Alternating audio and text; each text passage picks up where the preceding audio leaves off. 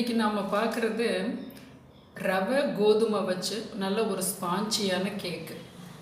இதுக்கு முட்டை தேவையில்லை, தயிர் தேவையில்லை. அதனால் 2-3 நாள் நீங்கள் வச்சே இருக்கலாம், தயிர் சேர்க்காததால். ரொம்ப சிம்பிளான பொருள், வீட்டில் இருக்க பொருட்கள் தான்.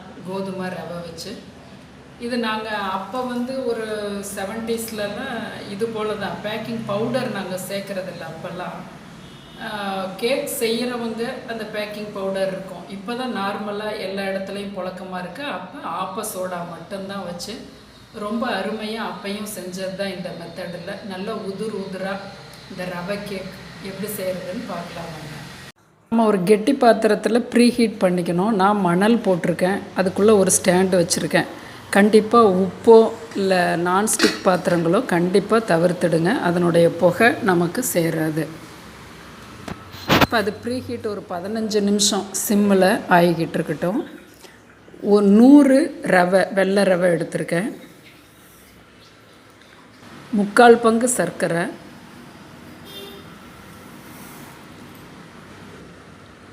ஏலக்காய் 1 போடுங்க, பொடியாக இருந்தாலும் இந்த ஒரு 2 பிஞ்சு.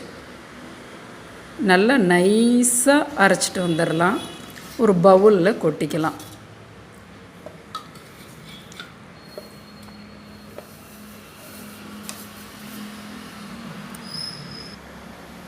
கொஞ்சமாக ஒரு பிஞ்சு உப்பு, சாப்பாட்டு உப்பு.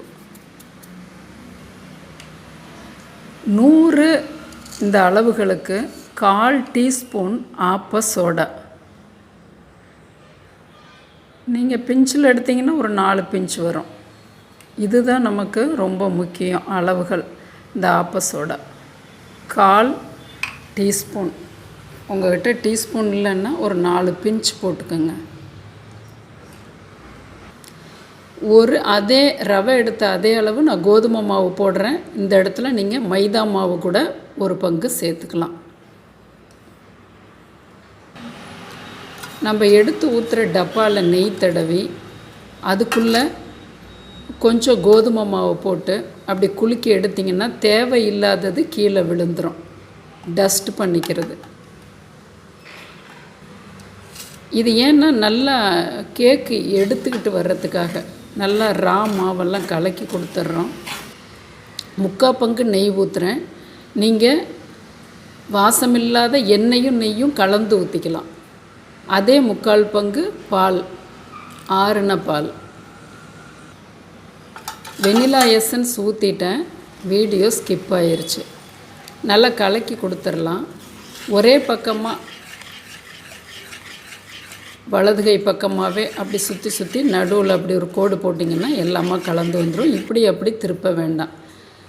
கன்சிஸ்டன்சி இந்தளவுக்கு இருக்குது. நீங்கள் இன்னும் கொஞ்சம் தொய்வாக ரிப்பன் போல் அப்படியே பட்டையாக விழுவுறது போல் வரையிலும் நீங்கள் வச்சுக்கலாம் கன்சிஸ்டன்சி. அதுக்கு மேலே இருந்தால் களி போல் ஆயிரும் கேக்கு.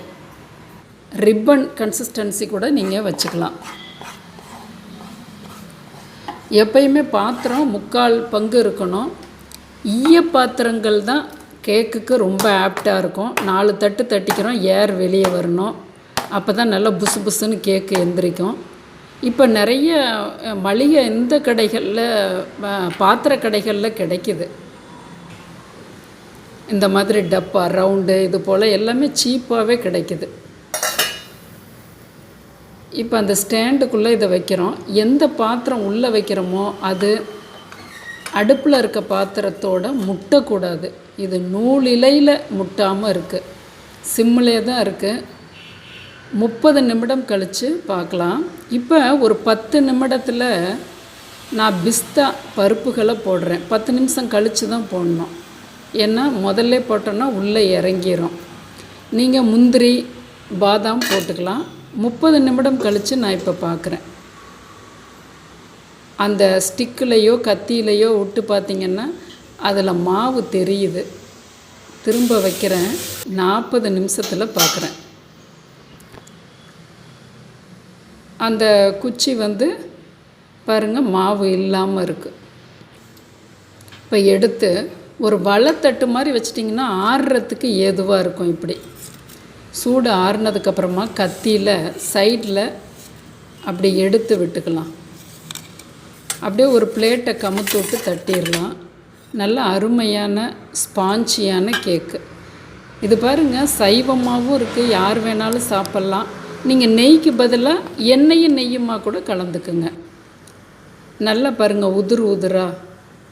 நீங்கள் ஒரு முறை இதே போல் செய்து பாருங்கள். வாழ்வோம் என்றும் நலமுடன்.